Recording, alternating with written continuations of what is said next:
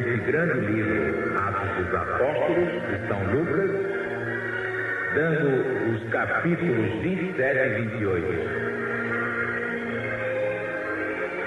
Encerrando assim a descrição extraordinária da pregação do grande apóstolo dos gentios, Paulo de Tarso, um dos grandes guias espirituais do Brasil.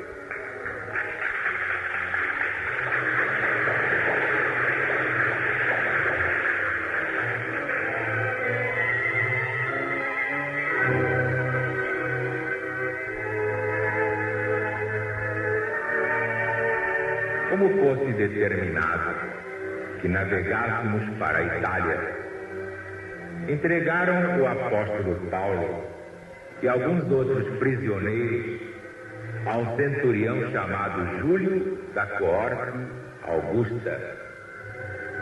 Embarcando num navio de Adramítio, que estava prestes a costear as terras da Ásia, fizemos-nos ao mar, estando conosco Aristarco, macedônio de Tessalônica. No dia seguinte, chegamos a Sidon, e Júlio, usando-lhe bondade para com Paulo, permitiu-lhe ir ver os seus amigos e receber um bom acolhimento. Dali, fazendo-se ao mar, fomos navegando a sotavento de Chipre, por serem contrários os ventos, e tendo atravessado o mar que banha a Cilícia e a Panfilha, chegamos a Mirra, cidade da Lícia. O centurião, achando ali um navio de Alexandria, que estava em viagem para a Itália, nos fez embarcar nele. Navegando vagarosamente muitos dias, e tendo chegado com dificuldade à altura de Cnido, não nos permitindo o vento ir mais adiante, tivemos de navegar a sotavento de Creta, na altura de Salmone. Costeando com dificuldade, chegamos a um lugar chamado Bons Portos, perto do qual estava a cidade de Lazéia. Decorrido muito tempo, tendo se tornado a navegação perigosa, por haver já passado o jejum, Paulo os avisava dizendo: senhores, eu sei que a viagem vai ser com muita avaria e muita perda, não somente da carga e do navio, mas também das nossas próprias vidas. Mas o centurião dava mais crédito ao piloto e ao mestre do navio do que ao que Paulo dizia. Isso é muito importante. Nós vamos ver logo adiante na grande descrição de São Lucas. Mas o centurião dava mais crédito ao piloto e ao mestre do navio do que ao que Paulo dizia. Não tendo porto próprio para invernar, os mais deles foram de parecer que se fizessem ali ao mar e ver se de algum modo podiam chegar a Fênix e passar aí o inverno, visto ser um porto de Creta, o qual olha para o nordeste e para o sudoeste. Soprando brandamente o vento sul, e pensando eles ter alcançado o que desejavam, depois de levantarem âncora, iam muito de perto costeando Creta. Mas pouco tempo depois, desencadeou-se do lado da ilha um tufão de vento, chamado Euroaquilão, e tendo arrebatado o navio e não podendo resistir ao vento, cessamos a manobra e nos fomos deixando levar.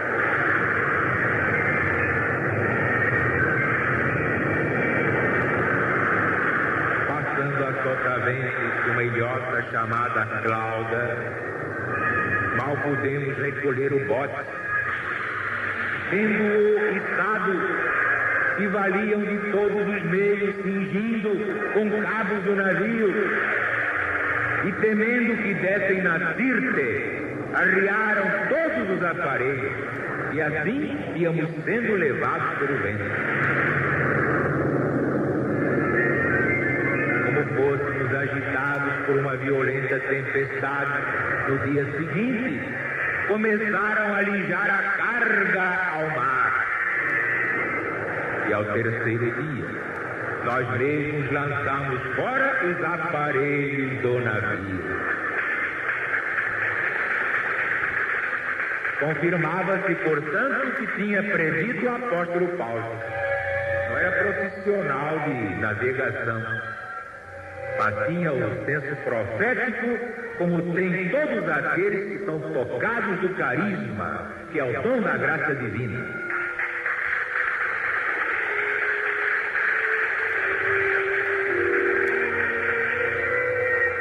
Não aparecendo por muitos dias nem o sol, nem as estrelas, e nós, batidos por uma grande tempestade, tínhamos afinal perdido toda a esperança de salvação.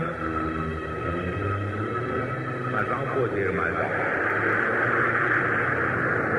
Tendo eles estado muito tempo sem comer, levantando-se o apóstolo Paulo no meio deles, falou: senhores, devíeis, na verdade, ter retendido. Não devíeis ter partido de Creta para sofrer toda esta avaria, toda esta perda irreparável. Agora, eu vos exorto que tenhais coragem, que tenhais fé, porque nenhuma vida se perderá entre vós, mas somente o navio. Continuou o apóstolo Paulo: porque esta noite me apareceu o anjo do Senhor Deus, a quem pertenço e a quem também sirvo, dizendo: não tenhas medo, Paulo, é necessário que compareças perante César, e Deus te deu todos esses que navegam contigo. Tende coragem, varões, porque eu creio em Deus que assim vai acontecer, como me foi prometido pelo Senhor. Mas é necessário que vamos dar a uma ilha. Quer dizer, São Paulo não entendia de navegação, mas vinha um guia espiritual e dizia: olha, vai acontecer isto, e agora? Mas o centurião dava mais valor ao mestre do navio, ao piloto, do que a direção sábia daqueles que dirigem o planeta.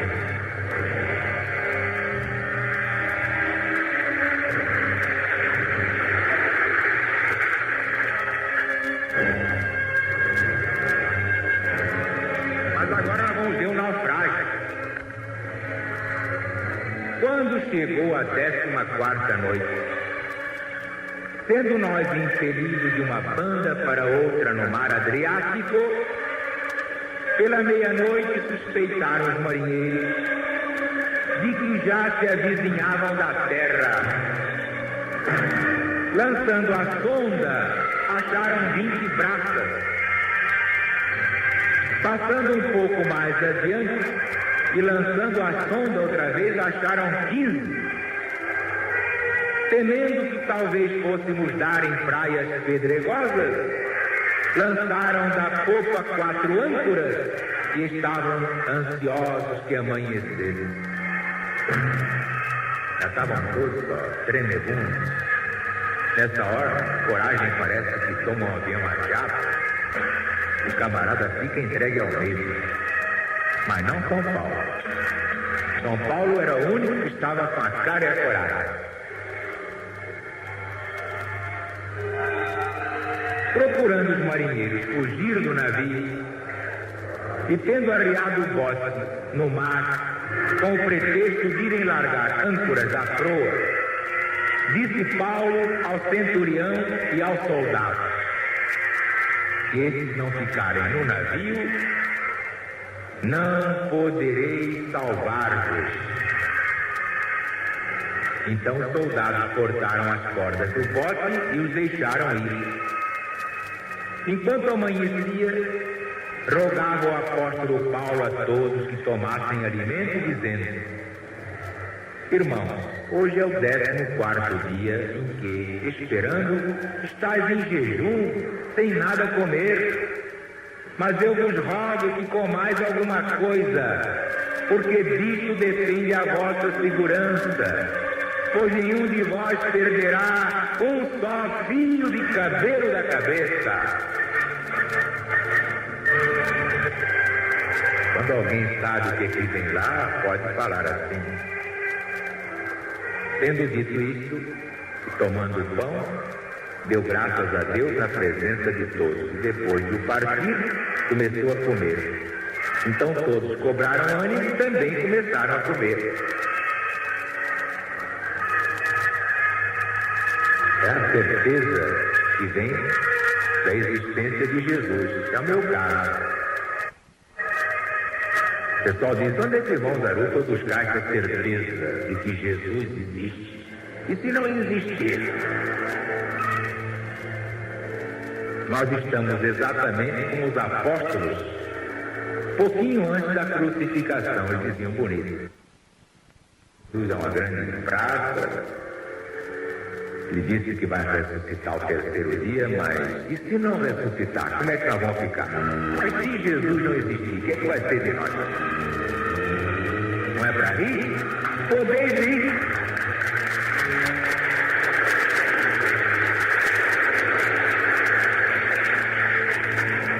O negócio é saber se Jesus realmente existe, porque se ele não existe, estamos fritos. Mas se existe, eles estarão fritos todos.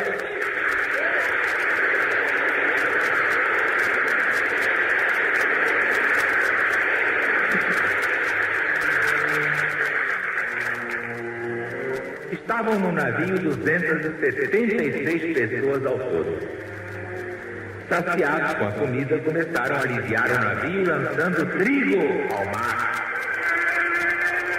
Quando amanheceu, não conheciam a terra, mas avistavam uma enseada com a praia e consultavam se poderiam encalhar ali o navio. Desprendendo as âncoras, abandonaram-nas ao mar, soltando ao mesmo tempo os cabos dos lemos. Içando ao vento o traquete, foram se dirigindo para a praia. Porém, indo ter a um lugar onde duas correntes se encontraram, encalharam o navio. A proa, arrastada sobre a terra, ficou imóvel, mas a popa se desfazia com a violência das ondas do mar. O parecer dos soldados era que se matassem os prisioneiros, para que nenhum deles se lançasse a nada e fugisse. Mas o centurião, sabendo que Paulo também era prisioneiro, os impediu de fazerem isso e mandou que os que soubessem nadar fossem os primeiros a se lançar ao mar e alcançar a terra. E aos demais que se salvassem, uns em tábuas, outros em destroços do navio. E assim, todos escaparam salvos até chegar à terra.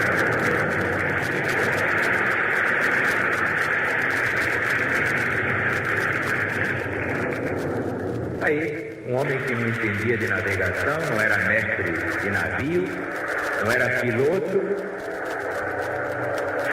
mas tinha dito exatamente o que ia acontecer. E o mestre do navio e o piloto ficaram com cara de tacho. Perfeito. Agora chegamos à parte final do livro. Então, estando já salvos, soubemos que a ilha se chamava Malta. Os indígenas nos trataram com muita humanidade, porque acendendo uma fogueira, nos acolheram a todos por causa da chuva que caía e por causa do frio. Tendo Paulo juntado e posto sobre a fogueira um feixe de gravetos, uma víbora, fugindo por causa do calor, mordeu-lhe a mão. Quando os indígenas viram o réptil pendente da mão de Paulo, diziam uns para os outros: "Xiii, certamente esse homem é mesmo criminoso, porque embora salvo do mar, a justiça de Deus não deixa de ver." Mas o apóstolo Paulo, sacudindo o réptil no fogo, não sofreu mal algum.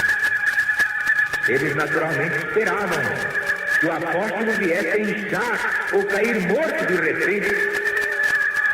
Mas tendo esperado muito tempo e vendo que nada de anormal lhe acontecia, mudando de opinião, diziam: "Esse Paulo é um Deus.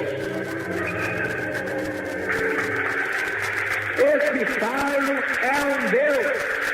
Nem serpente, nem víbora, nem nada lhe faz mal." Qualquer outro homem que fosse picado por aquela víbora, inchava e morria. Mas o que é que Jesus disse aos seus apóstolos antes de subir ao céu? "Nada vos fará mal. Se puserem veneno na vossa xícara ou no vosso copo, bebereis o veneno e não vos matará. Porque eu estarei convosco todos os dias até a consumação dos séculos."